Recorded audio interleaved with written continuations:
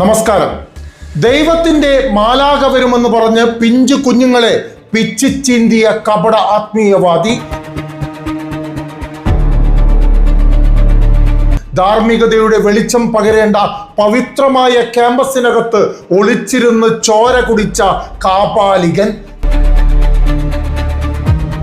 Palakkunnu POCSO കേസിലെ മുഖ്യപ്രതി Athavanad AK ഉസ്താദ് എന്ന മുഹമ്മദിന്റെ ക്രൂരതകൾ അതിർത്തികൾ താണ്ടി തൃശ്ശൂരിലേക്കും വടക്കാഞ്ചേരിയിലേക്കും നീളുകയാണ്.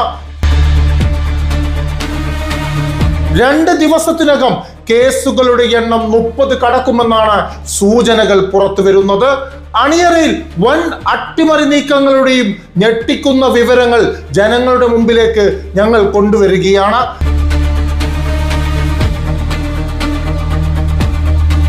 കാസർഗോഡ് പാലക്കുന്നിലെ പ്രമുഖ വിദ്യാഭ്യാസ സ്ഥാപനത്തിലെ ഖുർആൻ ഹിഫ്ള് കോളേജിലെ പ്രായപൂർത്തിയാകാത്ത വിദ്യാർത്ഥികളെ ഇരയാക്കി നടന്ന ലൈംഗിക പീഡന പരമ്പരയിൽ ബേക്കലം പോലീസ് രജിസ്റ്റർ ചെയ്ത കേസ് ഇപ്പോൾ അതീവ ഗുരുതരമായ വഴിത്തിരിവിലാണ്. നിയമത്തിന്റെ കൈകളിൽ നിന്നും രക്ഷപ്പെടാൻ മുഖ്യപ്രതിയായ മുഹമ്മദ് ഒളിവിൽ തുടരുകയാണെങ്കിലും ഇയാൾക്കെതിരെ തൃശൂർ ജില്ലയിലെ വടക്കാഞ്ചേരിയിൽ മാത്രം 6ഓളം പുതിയ പോക്സോ കേസുകൾ കൂടി രജിസ്റ്റർ ചെയ്യപ്പെട്ട് കഴിഞ്ഞു. ഇതിൽ ഒരു കേസ് അതീവ ഗൗരവകരമായതാണ്. കാസർഗോഡ് പാലക്കുന്നിൽ ആസൂത്രിതമായ ബ്ലാക്ക് മെയിലിങ്ങിലൂടെയും ഗുരുശിഷ്യ ബന്ധത്തിൽ ഇതെല്ലാം ഹലാലാണെന്നും തട്ടിവിട്ടാണ് ഇയാൾ കുട്ടികളുടെ ജീവിതം നരകതുല്യമാക്കിയതെങ്കിൽ വടക്കാഞ്ചേരിയിലെ കഥ കേട്ടാൽ അറുപ്പും വെറുപ്പും തോന്നും. രാത്രികാലങ്ങളിൽ തനിക്ക് താല്പര്യമുള്ള ചെറിയ കുട്ടികളെ വിളിച്ചു വരുത്തും.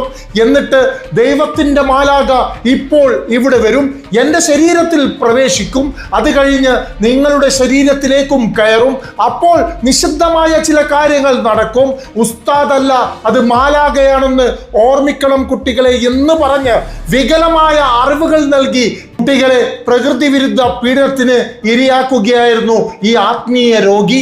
വേദന കൊണ്ട് പിഞ്ചു കുഞ്ഞുങ്ങൾ നിലവിളിക്കുമ്പോൾ വായിൽ തുണി തിരുകി കയറ്റിയാണ് ഇയാൾ പൈശാചികത കാട്ടിയത്. പീഡനത്തിനിരയായ കുട്ടികൾ കരഞ്ഞുകൊണ്ടാണ് ഈ ക്രൂരതകൾ ഇപ്പോൾ ഞങ്ങളോട് തുറന്നു പറഞ്ഞത്. ഈ കേസിൽ പ്രതിയായ ആദവനാട് ഉസ്താദിനെ പോലീസ് വലയിലാക്കിയാൽ സമൂഹത്തിൽ മാന്യന്മാരായി ചമഞ്ഞു നടക്കുന്ന ചില കപട ആത്മീയ ചികിത്സകരുടെയും തൽപര കക്ഷികളുടെയും യഥാർത്ഥ മുഖമുടികൾ ജനമധ്യത്തിൽ അഴിഞ്ഞു വീഴും. അതുകൊണ്ട് തന്നെ ഈ കേസ് ഒതുക്കി തീർക്കാൻ അണിയറയിൽ വൻ അട്ടിമറി നീക്കങ്ങളാണ് നടക്കുന്നത്.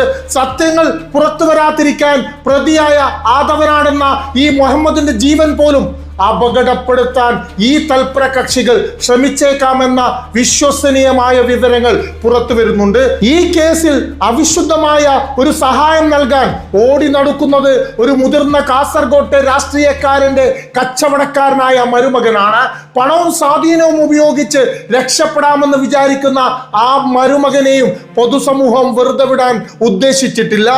ബേക്കലം പോലീസ് ആദ്യം രജിസ്റ്റർ ചെയ്ത കേസിലെ 2ാം പ്രതിയായി ചേർക്കപ്പെട്ട വ്യക്തിക്ക് പ്രായപൂർത്തിയായിട്ടില്ല എന്ന പരിഗണനയിൽ ജുവനൽ നടപടികൾ പോലീസ് ഇതിനകം തന്നെ പൂർത്തിയായിട്ടുണ്ട്.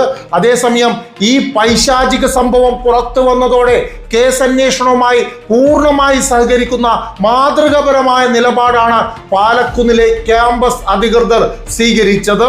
മാത്രമല്ല പ്രതി അംഗമായിരുന്ന സംഘടനയും ഇയാളെ പൂർണ്ണമായും തള്ളി പറഞ്ഞു കഴിഞ്ഞു.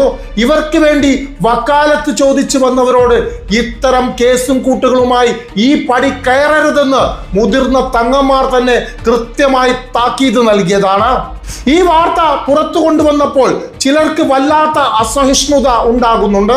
ഇതിനെ എങ്ങനെയെങ്കിലും ഒരു മതത്തിന്റെ പ്രശ്നമാക്കി മാറ്റി മറിക്കാനാണ് ഇവരുടെ ശ്രമം. ചില വ്യക്തികൾ ചെയ്യുന്ന മൃഗീയമായ കുറ്റങ്ങൾക്ക് മതമോ സ്ഥാപനങ്ങളോ ഉത്തരവാദിയല്ല എന്ന് എല്ലാവർക്കും അറിയാമെങ്കിലും മതത്തെ പരിചയാക്കി വെച്ച് കപടവിശ്വാസികളായ ചിലർ പ്രതിരോധം തീർക്കാൻ നോക്കുന്നുണ്ട്.